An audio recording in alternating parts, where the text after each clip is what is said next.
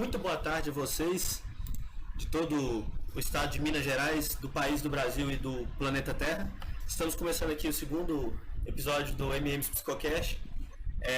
O primeiro foi ao ar ontem no YouTube e foi ao ar ao vivo sexta-feira passada no nosso canal da Twitch. E dessa vez nós vamos falar sobre o filme A Fita Branca, um filme alemão que foi lançado em 2009, dirigido pelo Haneke. É um filme que se retrata um pequeno vilarejo no norte da Alemanha em 1913, meados da Primeira Guerra Mundial. É um filme que se passa todo em preto e branco, e é um filme extremamente interessante de se ver, de se analisar por diversos aspectos. Eu sou o Matheus Lima, eu estou aqui acompanhado com o Matheus Martino. E aí, Martino, como você está? E aí, tudo certo, Matheus? Tranquilo? Boa tarde a todo mundo que está nos ouvindo. Matheus aqui. Como o Matheus já colocou, hoje nós vamos falar sobre o filme alemão A Fita Branca e discutir as questões psicológicas, sociais e históricas que estão colocadas ali de uma forma magistral, eu diria. Concorda, Matheus? De uma forma beirando o impecável. É isso. Mas o filme, dando um panorama geral para quem não viu o filme ainda, é um filme que flerta com o terror, que flerta com a tensão, o suspense, e ao mesmo tempo, minuciosamente, ele traz pra gente coisas assombrosas e fantásticas. Primeiro que o filme é narrado em primeira pessoa, pelo professor, que seria o personagem, entre aspas, principal do filme, mas se entenda como personagem principal só porque ele narra e conta através de uma visão dele vários dos fatos, dos acontecimentos do filme. Mas o filme tange e gira em torno de uma aldeia no norte da Alemanha com alguns personagens chaves para a nossa discussão. O primeiro personagem chave que a gente poderia trazer é o pastor que era a referência religiosa de todo aquele vilarejo, aquela aldeia, aquele campo, aquele field, a gente poderia até dizer. Ele era a referência religiosa, a referência também, uma das três grandes referências no âmbito do poder, da dominação. Ele fica muito em voga no filme, principalmente quando se é trazido seus filhos para a discussão. Ele tinha 5 filhos no filme, o qual 3 ficam em muita evidência. A sua filha mais velha, de 14 anos, o seu filho Martin, que é o filho do meio, de 11 anos, e o seu filho caçulinha, de uns 9 anos. Eles são os 3 principais articuladores ali em relação ao pastor, que é a primeira grande referência de poder que a gente tem naquele vilarejo. Daqui a pouco a gente entra mais nesse aspecto. A segunda grande referência que a gente tem é o doutor, que logo no inicinho do filme, numa das primeiras cenas do filme, sofre um acidente extremamente grave. Alguém amarra um arame cortante entre 2 árvores, e o professor, quando voltava para sua casa de cavalo, ele acaba cortando parte do braço, parte do pescoço, sofrendo um acidente muito grave e ficando internado por vários e vários meses. E ele era uma referência técnica, a gente poderia se dizer, mas ele é uma referência de poder também. Como ele tinha o dom da cura naquele vilarejo, ele era aquele que é responsável pela saúde de todas as pessoas naquele vilarejo. As pessoas respeitavam e obedeciam muito o que ele dizia, o que ele falava, o que ele propunha, e até se passa por ele ser um médico, um cara que é responsável por curar os outros, se passa uma imagem muito grande de que ele é uma pessoa boa. E tinha o Barão. O Barão seria de fato a referência política daquele lugar. O Barão era como se fosse o senhor daquele feudo, se fosse o cara que regia naquele lugar as ordens políticas, e ele que orquestrava e administrava aquele vilarejo. E são as 3 grandes figuras, que por trás delas tem a figura do professor, que meio que seria o detetive de toda essa história, e que articulava várias situações com esses 3 pilares dessa sociedade. E as crianças que ficam de fundo, e outros personagens que ficam mais de fundo, mas que têm uma importância fundamental nesse filme, Martino. É isso. Acho que você deu um panorama já muito claro para a gente conseguir estabelecer as reflexões a respeito da história, que acredito que ficarão centradas exatamente nessas três figuras que, não coincidentemente, representam aspectos distintos disso que a ideia do totalitarismo e da dominação trazem, que seria o pastor como representação da moral, dos costumes e dos valores que são a ferro e fogo passados adiante já às pequenas crianças da aldeia. O barão, que representa o poder político, a ordem, e o médico, que representa a técnica, né? O suposto saber científico que estranhamente está do lado do mal, se podemos chamar de mal. Acho que o que já nos convida a uma reflexão. O que significa o mal? E como ele se manifesta nas pequenas esferas e nos pequenos atos do cotidiano, na vida de todas as pessoas, e como que a figura do professor ali colocada, até por questões narrativas, como uma figura isenta, de certa forma, como que ele também carrega algo disso, e como que ele também está imerso nesse emaranhado de questões que parecem imbuídas em completa violência.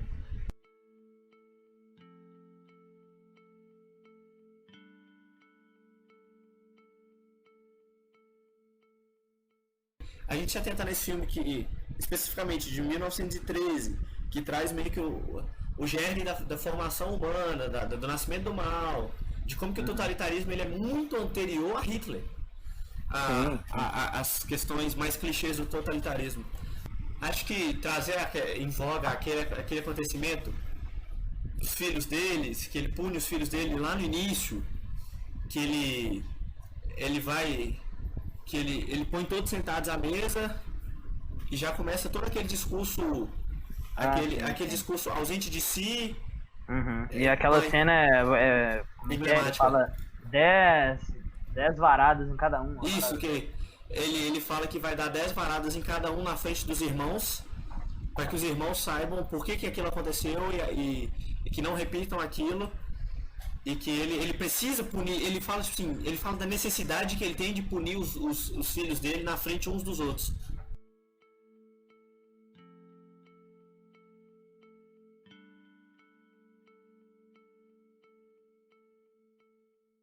Porque realmente eu acredito que o diretor constrói mesmo toda uma atmosfera ali que está em sintonia com essa mensagem e essa reflexão que ele quer trazer sobre o quanto que o autoritarismo machuca e violenta as pessoas. Uhum. A ambientação é toda tensa, pesada e, sabe, parece que as pessoas estão respirando aquilo. É muito bizarro. E é tenso, mano, porque, tipo assim, nitidamente tem um fator incomodante ali, mas ele não fica explícito e parece que, tipo, mano, todo mundo vive bem, tá ligado?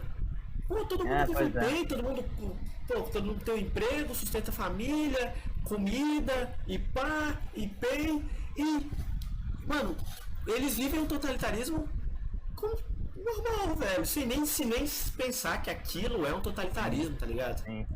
Aquilo ali como se já tivesse sido subjetivado, né? Sim. Aquilo ali já faz parte das pessoas. Já é intrínseco a cada um ali. Tanto é que as crianças do filme são direto tomadas como protagonistas de suas próprias ações, tá ligado? Você vê que a criança, tem muito clichê que diz que a criança é a esperança de um algo novo, tá ligado? A esperança reside nas crianças porque as crianças serão os adultos do amanhã. Mas, mano, aquele filme mostra justamente como as crianças são um reflexo doentio dos adultos.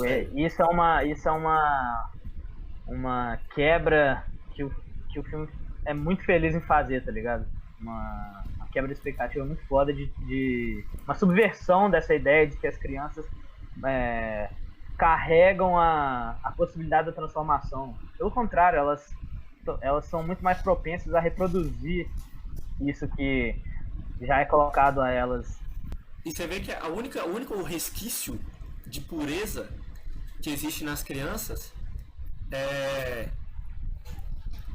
naquele menino mais novo que leva o pássaro pro pai, depois que a irmã mais velha dele decapita o pássaro e se compromete a cuidar do passarinho ferido e se compromete a deixar ele ser livre depois que ele se curar.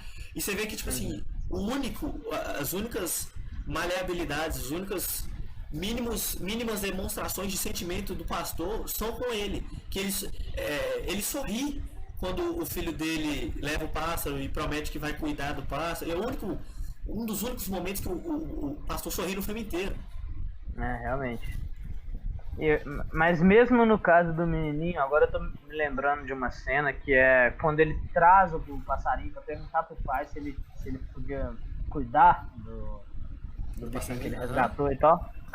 Você já percebe ali, quando o pai pergunta pra ele, você vai deixar o passarinho ir embora quando ele se recuperar? Ele fica relutante.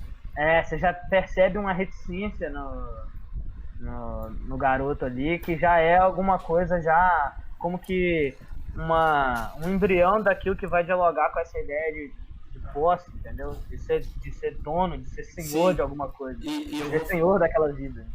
Eu vou falar que você foi muito feliz agora nesse comentário, porque, mano, você vê que naquela relutância dele, parece, assim, a maneira mais sutil que tem de mostrar, tipo assim, um reflexo de que aquilo que eles viviam era um totalitarismo no passarinho, tá ligado?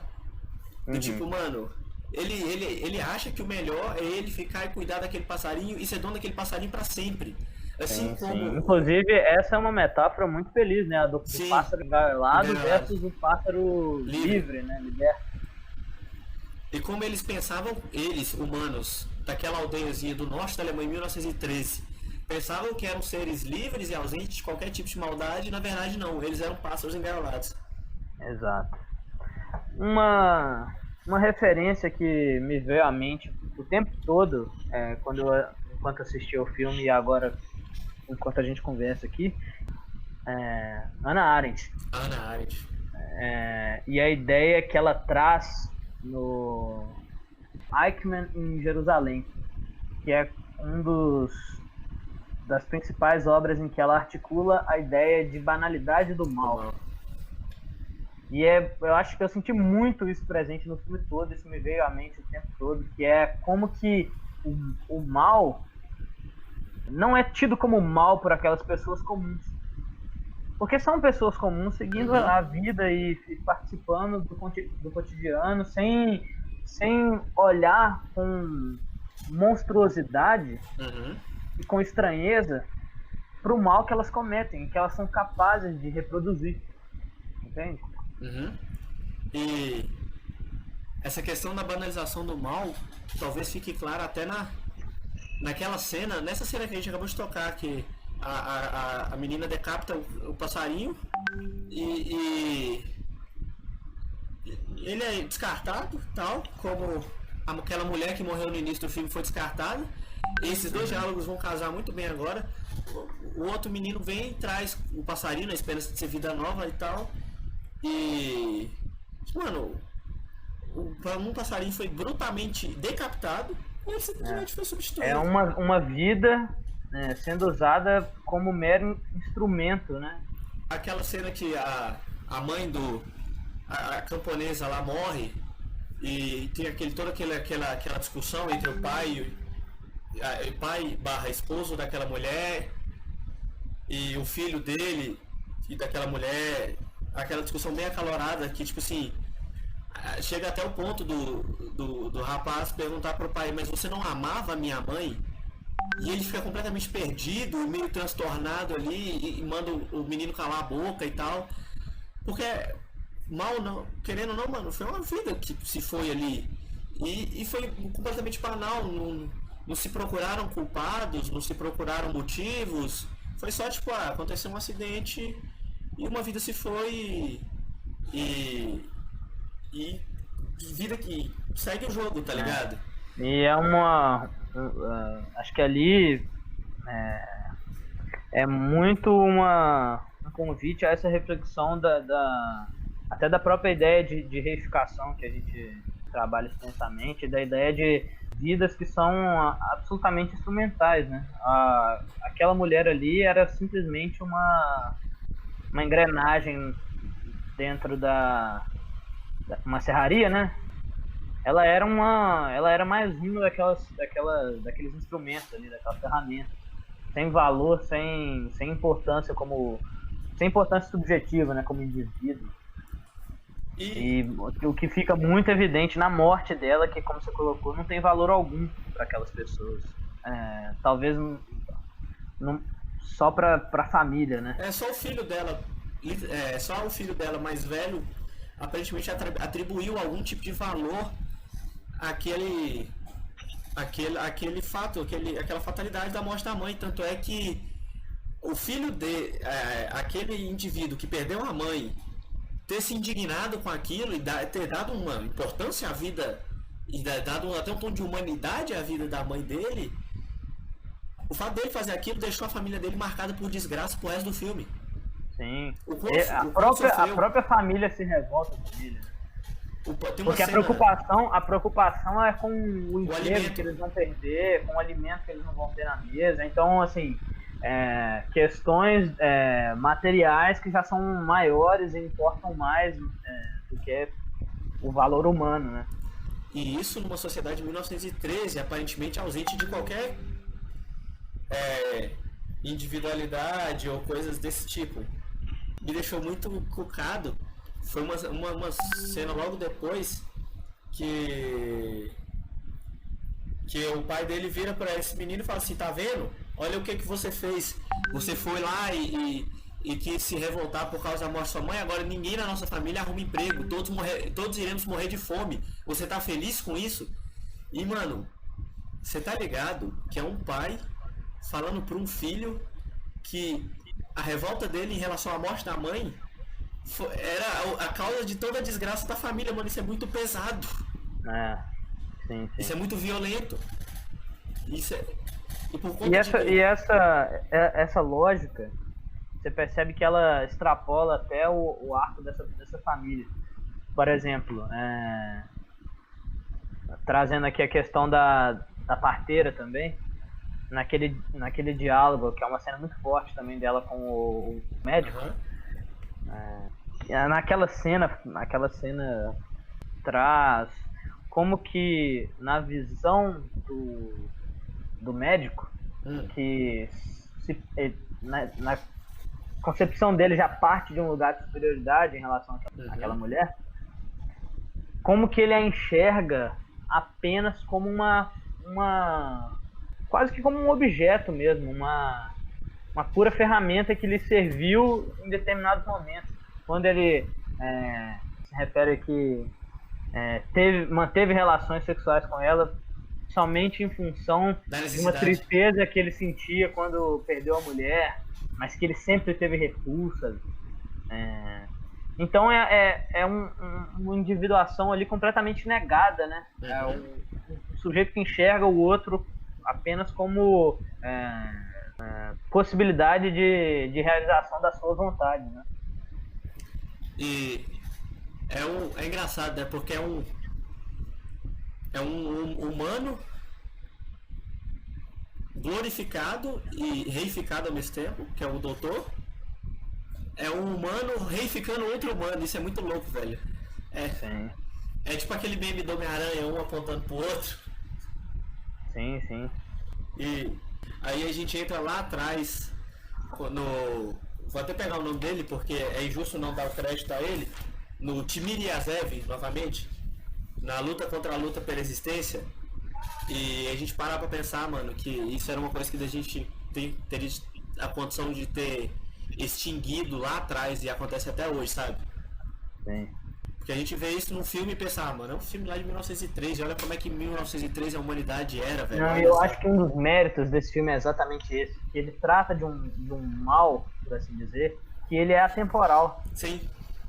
Ele tá colocado ali naquele recorte, e é até interessante porque conversa com as questões globais que vão acontecer posteriormente àqueles episódios ali, que a gente sabe, as guerras, né? A Grande Guerra, né? A Primeira Guerra é conhecida como a Grande Guerra. E até no sentido de, acho que é o Hobsbawm que fala, que traz essa ideia de que, na verdade, aconteceu uma Grande Guerra. A Primeira e a Segunda Guerra, elas são uma grande guerra que ela teve apenas um momento de... Ela teve um armistício ali de alguns anos e retomou com proporções ainda mais catastróficas. E o que eu acho mais espetacular, assim, talvez uma das coisas, se não a coisa que eu achei mais espetacular no filme... Não vai ser a que eu achei mais espetacular, porque o filme tem muitas coisas espetaculares, mas é no início, quando ele tem a sacada fantástica de falar assim, o professor, quanto narrador do filme, fala assim, esse filme poderia se dizer de precursor de um grande acontecimento.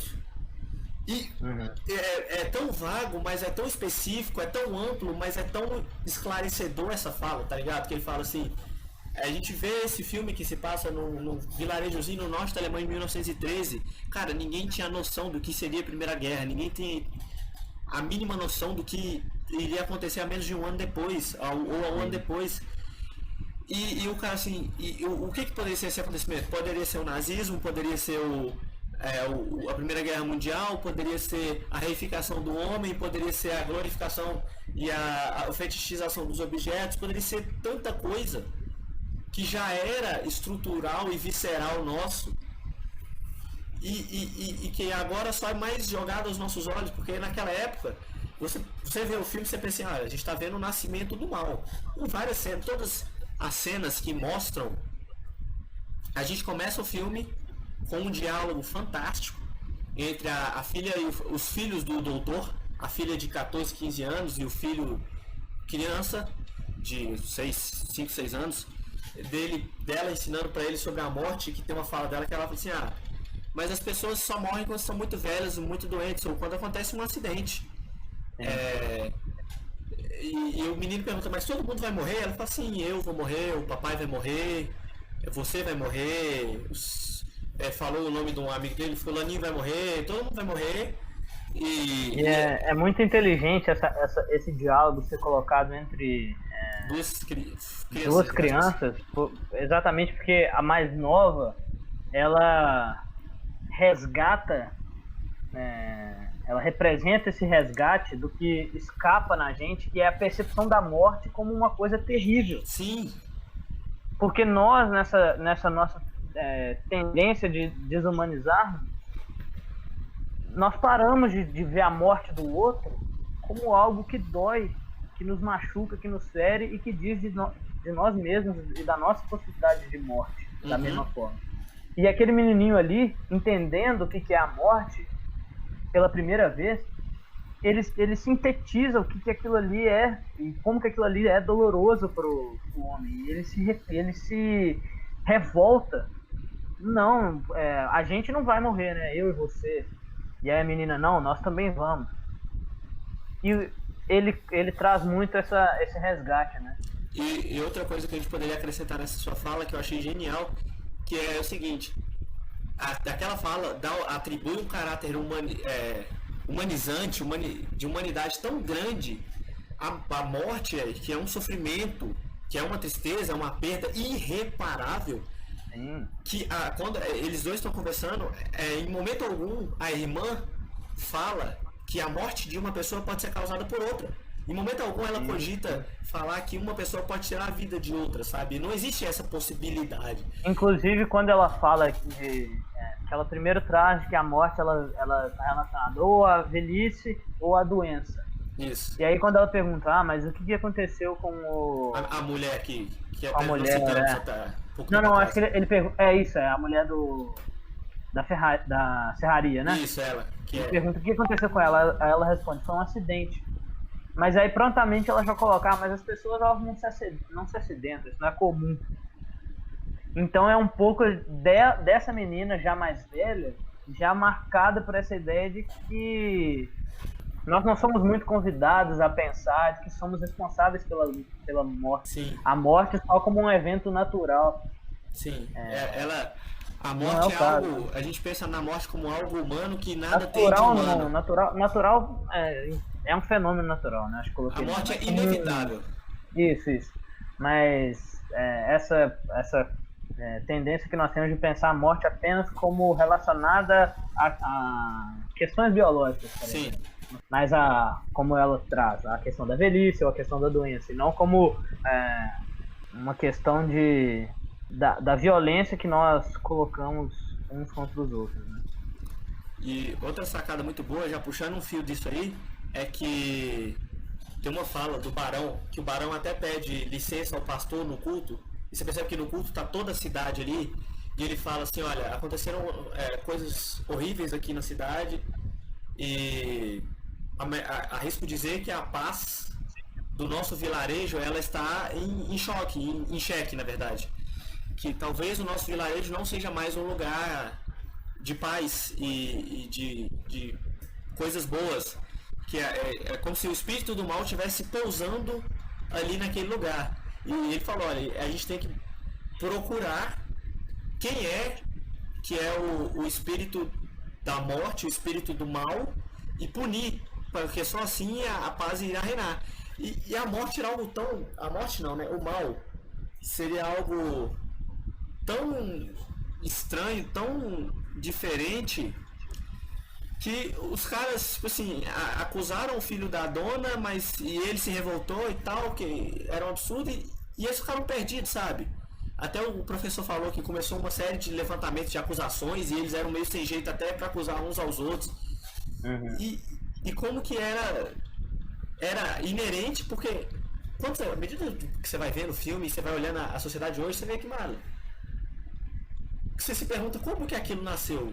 E ao mesmo tempo você fica com a sensação de, cara, aquilo já estava ali. Sim. Não estamos muito diferentes disso, né? Talvez sejamos piores em muitos aspectos, né? Que é até bastante doloroso também. No sentido de olhar para aquilo e olhar pro agora, né? Não sei se você sentiu isso também. Não, total. Eu sentia... Vou ser honesto, uma visão que eu tive no filme. Eu via e eu sempre, talvez involuntariamente, sempre atribuía um caráter de inocência muito grande a toda aquela população, tá ligado? Uhum. É um caráter que a gente sempre é forjado a ver nas sociedades pré-Primeira Guerra, principalmente. Tipo, mano, todo mundo vivia em harmonia, todo mundo vivia bem, todo mundo vivia feliz, todo mundo tinha sua função, todo mundo tinha que se virar ali, mas como se o mundo fosse muito menos... violento, prejudicial e muito mais bonito do que hoje, sabe? Sendo que hoje a gente é literalmente filho e daquilo. A gente se transformou naquilo se transformou nisso por causa daquilo. E eu até ia comentar isso mais atrás, acho que dá para fazer um resgate aqui agora. Como que é genial a construção narrativa da história de colocar esses acontecimentos em paralelo à guerra que está prestes a acontecer. Uhum. Porque do jeito que é colocado e é construído, e de como que é o fator externo, né, o assassinato do Ferdinando é colocado ali sutilmente como um ponto que acontece que é mencionado em uma ou duas cenas aqui, em um diálogo e na narrativa do professor. E isso trabalha no sentido de construir um sentimento de você ao ter contato, porque me corrija se eu estiver errado, as menções à guerra só acontecem no final, né? Sim, já no final do filme, na parte final do filme. Tanto é que a palavra guerra e assassinato só surgiram do final do filme. Pois é. Então você já está o tempo todo assistindo aquilo ali, você já está você já comprou a crueldade ali daquele meio, né? Você já está, de certa forma, contaminado por aquela maldade, né? E que você, eu pelo menos senti isso, de que a questão externa, a questão da guerra, ficou até pequena. Sim. E eu acho que isso é muito inteligente, porque é a ideia de nos convidar a refletir exatamente de que esse mal que nós somos capazes no nosso cotidiano, ele é o mesmo mal, e ele é tão significativo, e ele pode ser tão caótico, catastrófico, quanto o mal de uma guerra. E é esse sentimento que se constrói. A guerra fica parecendo uma questão distante, menos Sim. importante, às vezes até menor do que ela realmente é, porque você está tão mergulhado na vida daquelas pessoas e no autoritarismo daquela vida ali, daquelas vidas e da maldade que elas carregam, da violência que elas causam umas às outras, que você se importa pouco com a guerra. Eu pelo menos senti isso. Eu senti também que tem até uma fala no final do filme do professor que é magnífica também, que ele diz o seguinte, ele diz o seguinte, alguém, depois que rolou o assassinato do Duque Ferdinando, alguém ousou falar em guerra. E essa pessoa que ousou falar em guerra foi prontamente rechaçada. E ele ainda falou assim, ainda imaginávamos que era um vilarejo digno e merecedor da paz e das coisas boas. Mas, mesmo rechaçando essa ideia principal de guerra, a palavra guerra nunca mais saiu tipo, das nossas cabeças. Assim, foi tão sutil que, tipo assim, a guerra, ela gerou um sentimento tão ambíguo que, ao mesmo tempo que, cara, a guerra é uma palavra que contém em si, uma palavra tão pequena que contém em si um significado tão maior do que o seu tamanho, tão maior do que pode ser colocado em palavras, cara. A guerra é algo extremamente gigante e triste e amedrontador, que ela é grande por si só e conseguiu ser colocada em algo pequeno, sabe? É como se a guerra sempre tivesse estado dentro de nós, mesmo a gente jamais imaginando que ela estaria aqui. E o filme foi desembocando isso, à medida que, cara, o filme foi nos amedrontando. E guerra e medo são duas palavras que estão casadas, ou deveriam estar casadas. Mas a guerra e medo chegou um momento que era guerra e indiferença, tá ligado? E isso é muito insano. Isso é muito, cara, louco de pensar como que a guerra foi tratada. Porque o desembocar o filme, trazer ele pra ladeira da Primeira Guerra é algo muito gigante, estrondoso. Mas, ao mesmo tempo, não foi algo principal, sabe? Eu acho isso muito insano.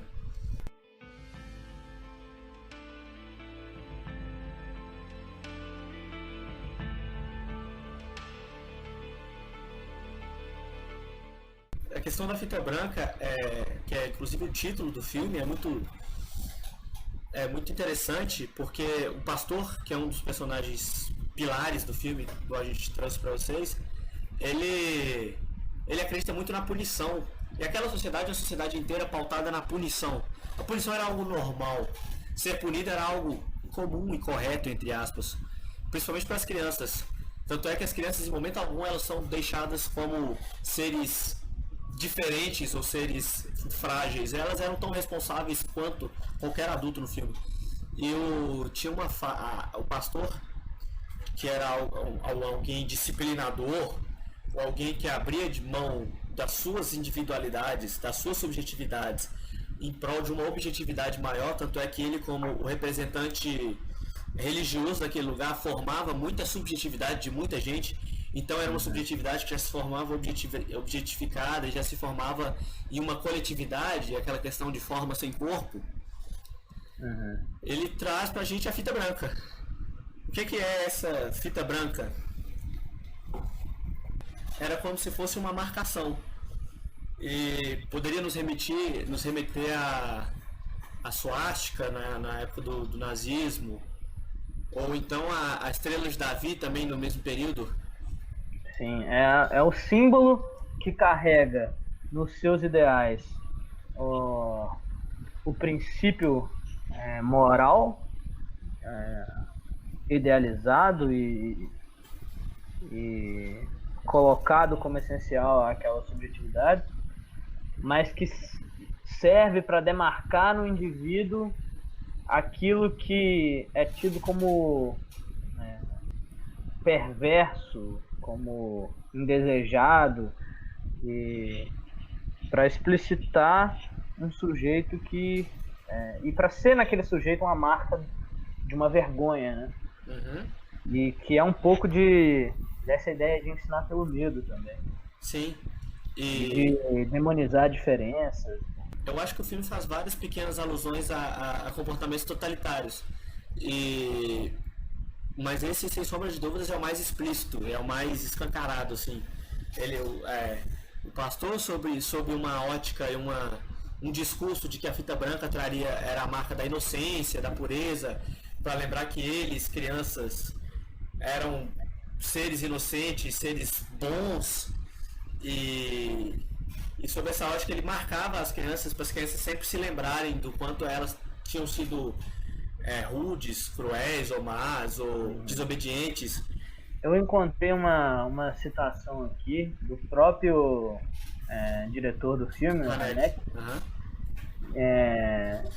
que ele propõe que o filme seria sobre, abre aspas, a origem de todo tipo de terrorismo, seja ele de natureza política ou religiosa. Maravilha.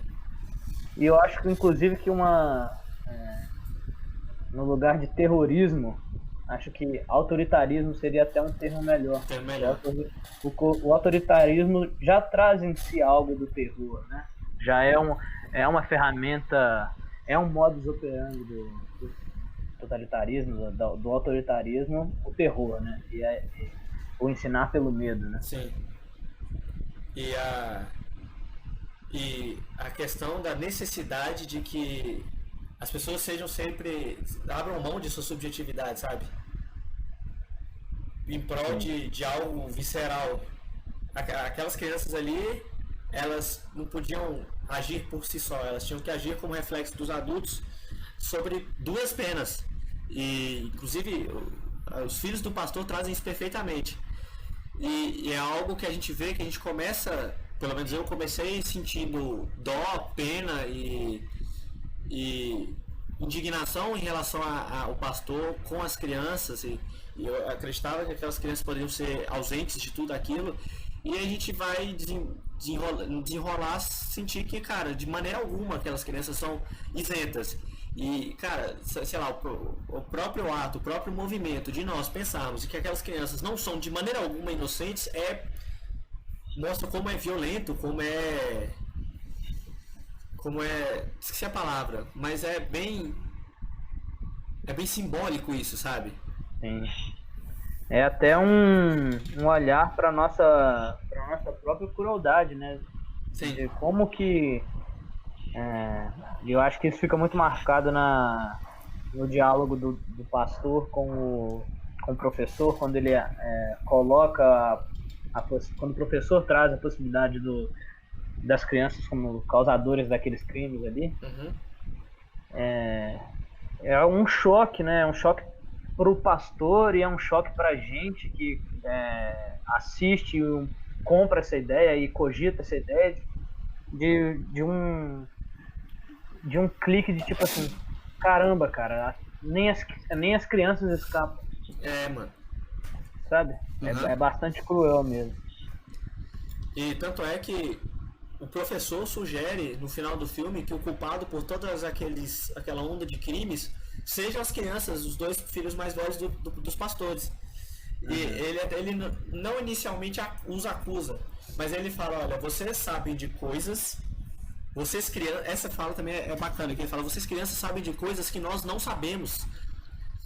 E fica essa sensação de que as crianças tinham algo ali que nós aí que tá a crueldade do rolê, que você pensa assim, caralho, pior que pode ser mesmo, né? Sim, e você pensa assim, velho, você tá cogitando que as crianças que sabem de coisas que os adultos não sabem, só que essas coisas não são purezas e coisas boas, são coisas cruéis e perversas e malignas. E quando o professor vai juntando os fatos e pensa e tem aquela questão de que a criança, uma menina sonhou que o filho deficiente da parteira sofreria um grave acidente, e aí ele acaba sofrendo esse acidente, e aí as crianças sempre estão ali em volta, e o professor nos induz a pensar poxa, essas crianças não davam tanta importância assim para esse menino, até evitavam conviver com ele porque tinham medo de ficar igual. Então por que agora elas estão rodeando? Por que as crianças estavam rodeando o Sig, que era o filho do Barão, que sofreu também uma agressão? Essa fala do professor, inclusive, ela é importante porque ela já demarca que existe uma violência até quando não há o ato, né, por si só. Até quando não há... mesmo que elas não tenham sido responsáveis pela tortura do garoto, já há uma violência quando no dia a dia e na convivência entre eles, elas já o recusam. Já é uma violência, né? Esse não desejá-lo, não integrá-lo, né? Não tê-lo como parte daquele grupo. Então, assim, é como se a violência ela pertencesse a todos os lugares ali naquela história. Sim. E a todos os indivíduos. Até as crianças. E as crianças são muito macabras, velho. A maneira como elas são tratadas. E cada vez que são atribuídas responsabilidades às crianças, fica ainda mais nítido como que elas não poderiam, entre aspas, ser ausentadas de nada que acontece. Até naquela cena da flauta, que um menino arranca a flauta e daí ele entrega... ele arranca a flauta e joga o filho do barão no rio e chega em casa e o pai já espanca ele falando: você sabe o que você fez, e a mãe tenta falar: não, ele é uma criança.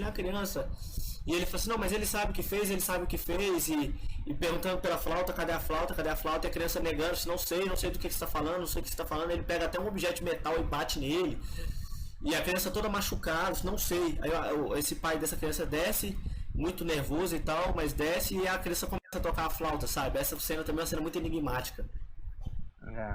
E o filme faz isso muito, e agora me referindo mais ao aspecto técnico, né, de muitas cenas que elas são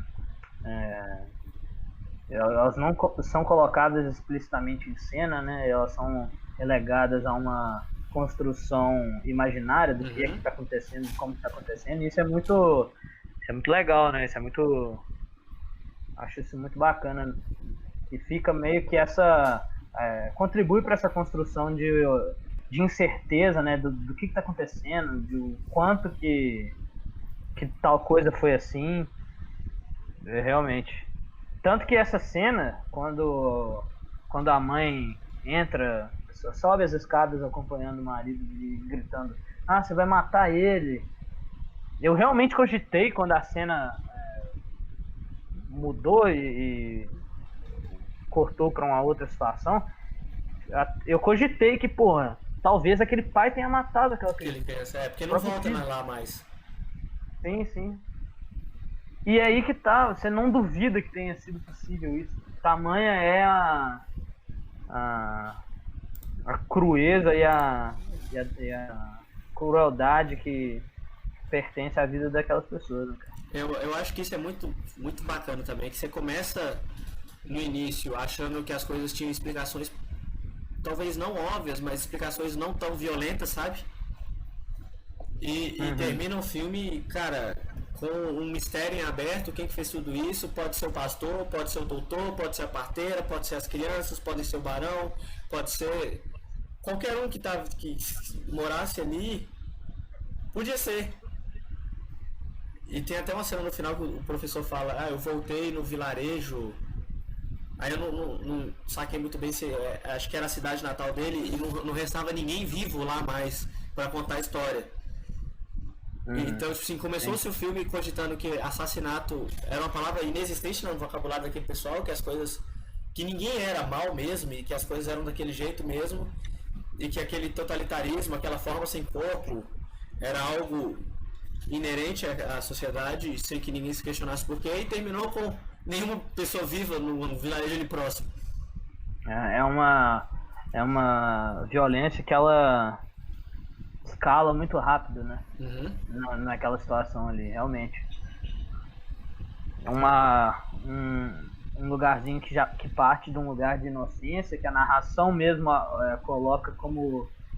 o tempo todo repete que foram dias atípicos ali na vida daquelas pessoas. Sim. E aí no final você com essa sensação de que, porra, aquilo ali tá completamente contaminado, né? Sim, e você começa a questionar várias vezes no filme as partes transitórias. São aquelas em que você começa a questionar a paz naquele lugar, ou como os próprios moradores falavam, o merecimento e a bênção de Deus naquele lugar. Você começava a questionar se Deus estava realmente abençoando aquele lugar, se aquele lugar realmente era um lugar que merecido de paz. E tipo assim, tanto é que, cara, igual a gente falou, não tinha nem polícia lá no vilarejo. Tiveram que contratar 2 detetives. E os detetives tratando e entrevistando aquela criança que dizia ter sonhado que aquilo ia acontecer como se fosse um adulto, com responsabilidades de adulto e com uma violência tamanha como se fosse entrevistar um adulto. Acho que isso é muito da subversão que o filme propõe, de colocar as crianças nessas situações de perpetuar de agentes da violência, né, perpetuadores da violência, que conversa exatamente com essa que eu acho que é uma das propostas centrais do filme, que é esse convite a pensar as pequenas formas do mal e as pequenas marcas e cicatrizes que o autoritarismo nos coloca, e o quanto que nós perpetuamos essas dores e essas violências que nos são colocadas. Porque é exatamente isso. Você vê ali, tanto que você fez até um comentário anteriormente sobre, pô, aquelas crianças ali serão adultas no nazismo, né? E é um pouco disso, né? De pensar que realmente aquilo, a gênese disso já está ali, né? Sim. O embrião disso já está ali. Se você pensar, não fica absurdo. Não fica nenhum absurdo pensar que o nazismo surgiu pensando por essa ótica do tipo, cara, já estava ali o embrião, a questão da unidade, a questão da punição. Mano, a punição era algo cotidiano, era algo comum. A morte era algo totalmente, cara, ok, as pessoas morriam e a morte não tinha nada de anormal. Não, deixa eu elaborar melhor, porque isso foi estranho. Porque, tipo assim, a morte fazia parte daquela sociedade. Mas ninguém imaginava que a morte teria sido causada por outra pessoa, tá ligado? Mas quando a morte começa a ser causada por outra pessoa, isso não vira nenhum absurdo, tá ligado? Eles continuam tocando o barco. Tanto é que isso desemboca na Primeira Guerra Mundial e em tudo que a gente tem hoje. Mas não é nem um pouco... Acho que a ideia principal que fica é essa, tipo, não é nem um absurdo pensar que, pô, daquelas crianças que foram colocadas tão em voga, nasceu o nazismo, o fascismo, os regimes autoritários e totalitaristas. Porque se você for parar para pensar, Hitler é de 1894. Em 1914 ele tinha 20 anos. Inclusive ele lutou na Primeira Guerra. Contra a Alemanha na guerra. Na Primeira Guerra. E aquelas crianças foram as crianças que lutavam na Segunda Guerra. E aí a gente pode até ver, o filme nos faz pensar muito nisso também, né? Nas bases da psicologia marxista do Reich e e do texto do Adorno que a gente viu, do Educação e Emancipação, que eles falam do surgimento do nazismo e do caráter sadomasoquismo de todo mundo e de como as pessoas queriam se ver no poder, sabe? E a única maneira das pessoas se verem no poder, mandando em outras pessoas, seriam elas integrando um bloco sem conteúdo e com forma que alcançasse o poder. Completamente violento isso. E você vê que naquela época, mano, a sociedade meio que... Naquela época a sociedade já começou a ter um fim em si mesmo, tá ligado? Eles trabalhavam porque se eles trabalhavam, você ia morrer. Tanto é que o cara que se revoltou com a morte da mãe, a mãe morreu, depois o pai morreu, não deu pra entender muito bem se o pai tinha suicidado ou se alguém tinha matado o pai. O fato é que o cara perdeu o pai e a mãe e começou a ser mal visto na sociedade, começou a ter muita dificuldade de arrumar ofícios. Acho que nisso é até bom trazer uma citação do Adorno no Educação e Emancipação, especificamente no capítulo sobre o que significa elaborar o passado, quando ele coloca que, abre aspas, se as pessoas querem viver, nada lhes resta senão a se adaptar a se conformar. Perfeito. Precisam abrir mão daquela subjetividade autônoma a que remete à ideia de democracia. Conseguem sobreviver apenas na medida em que abdicam seu próprio eu. Desvendar as teias do deslumbramento implicaria um doloroso esforço de reconhecimento que é travado pela própria situação da vida, com destaque para a indústria cultural entumecida como totalidade. A necessidade de uma tal adaptação da identificação com o existente, com o dado, com o poder enquanto tal, gera o potencial totalitário. Pensar que a gente é assim até hoje, né, mano? Cara. Até hoje você encontra exatamente aquilo que tem no filme. E até onde você imagina que não tem fascismo, tem fascismo. E aquela que era uma situação embrionária do capitalismo, em 1913 ali, já era sofrido, já era violento, já era... Você vê que uma cena que representa perfeitamente isso é quando a babá é demitida, a noiva, a moça que termina como noiva do professor. Ela chega na casa do professor falando que como se a vida dela tivesse acabado, literalmente acabado. A minha vida acabou, o que eu vou fazer? E... É a pessoa que... resumida ao que ela faz. Sim. E a urgência que ela tem em sobreviver, né? Em trabalhar, em sustentar a família. E tirada disso, né? Privada dessa possibilidade, é uma pessoa que entra em completo desespero. Porque não entende nem mesmo que ela é mais do que aquilo. E é aquela questão que a Cat sempre bate na tecla pra gente, que tipo...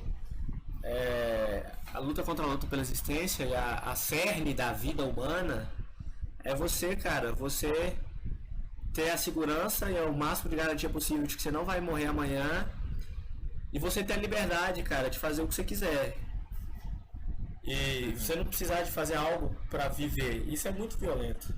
Você ser obrigado a amar alguma coisa pra viver, como dinheiro, você ser obrigado a servir a sociedade pra viver. Daí a sociedade já ganha sua caractere de finalidade em si mesmo. Cara, a gente não consegue pensar o que seria se não fosse... Se a gente não estivesse estudando para trabalhar amanhã, sendo uma mercadoria um pouquinho mais cara. Sim. Nós já fomos privados da própria ideia da própria possibilidade de algo diferente. A gente nasce como única característica... como uma das únicas características específicas de nós seres humanos, a imaginação. E a gente é livre para imaginar ser o que a gente quiser ser. E a gente tem tirado de nós aquilo que é unicamente nosso, que é a imaginação. E se a gente não consegue se imaginar como uma pessoa diferente do que é hoje, a gente provavelmente vai ser fadado a viver o que a gente tem hoje pro resto da vida. Que como a única coisa que é nossa mesmo é a imaginação, tá ligado? Tipo assim... Se a gente não é nem livre mais para imaginar, porque se a gente não trabalhar e não projetar nossa finalidade como um trabalho que não nos deixe morrer de fome, isso impossibilita qualquer tipo de imaginação. Eu não posso dar vida às coisas. A gente é morto, a gente é assassinado. Então, como a gente é assassinado, a gente não pode dar vida aos nossos semelhantes. A gente tem que dar vida aos nossos opostos, aos objetos. Porque a gente para de imaginar pessoas, para de imaginar nós mesmos e começa a imaginar objetos, tá ligado? Isso é muito louco, velho. Isso é muito violento. Cara, nós somos reprodutores de uma subjetividade que nos é colocada independente do que nós somos, tá ligado? Da nossa, independente das nossas particularidades, né? Da nossa possibilidade de diferenciação, que é isso que a gente trabalha, esse tema que a gente trabalha muito em social. A gente Nós somos, nós compramos um projeto de subjetividade que ele é vendido como comum. Sim. Aí contribui para essa ideia de que somos todos os mesmos e somos todos produtos, né? A gente é meio que produtor. A gente não é protagonista, a gente é produtor da igualdade, mas não é protagonista da nossa vida, tá ligado? Tem uma citação muito boa, acho que eu anotei ela aqui no meu caderno, que ele fala, foi a Cat que citou, eu não vou lembrar o autor, perdão Cat, você que está assistindo, mas até fala o seguinte, construímos a história contra nós mesmos, pois somos alienados a escrevê-la, e é muito isso, tipo assim, o que a gente está fazendo aqui agora é produzindo história, produzindo cultura, mas a gente não está produzindo enquanto protagonista a nossa vida na nossa subjetividade, ou eu quanto formador da subjetividade do Martino e o Martino quanto formador da minha subjetividade. A gente está, tipo assim, alheio de si, a gente está sendo alienado e obrigado a continuar escrevendo uma história que não nos pertence.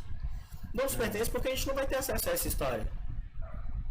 A gente vai ser apropriado de algumas coisas, a gente vai ser expropriado, a gente vai eventualmente expropriar outras coisas, mas a gente vai escrever algo que não nos pertence. O Guy Debord fala isso também, e isso é uma coisa que a primeira vez que eu li o Guy Debord eu não entendi, e agora faz muito mais sentido. Que, cara, a gente está construindo, a gente é como se estivesse construindo uma casa e que a gente jamais vai morar nela. A gente está construindo coisas que a gente não vai ter acesso e a nossa subjetividade é muito empobrecida por causa disso. Eu me lembro de ter lido ou ouvido alguém falar sobre isso, um pouco nesse sentido também, de como que o capitalismo especialmente intensifica essa lógica de sacrificar o presente em função de um futuro Sim. que não nos pertencerá, tá ligado? Eu me lembro até de ter, se eu não me engano, onde eu li sobre isso, até estava articulando um pouco essa ideia com a psicanálise freudiana e de como que isso é uma tendência neurótica, sabe? De pensar o futuro, pensar o que está para vir, né? E não se dedicar ao presente. A nossa vida tem sido isso. É muito isso, mano. Tem até uma frase do livro Sociedade e Espetáculo, do Guy Debord. Ele escreve o livro tipo em teses, tá ligado? Ele vai escrevendo várias teses. E são 300, não lembro se são 300 teses. E tem uma tese que é uma frasezinha miudinha e extremamente gigante. Porque é uma frase que é o seguinte: no mundo realmente invertido, o real é o momento do imaginário. E é muito isso, cara. O que a gente vive hoje não é pra gente, e não é aquilo que a gente quer viver. A gente quer viver pro amanhã. E o amanhã é de quem? O amanhã é da sociedade, o amanhã é de quem tiver aí, ó. O amanhã é de quem tiver condições de estar aí e de comprar o que está aí. Não é pra nós. O amanhã não é pra nós.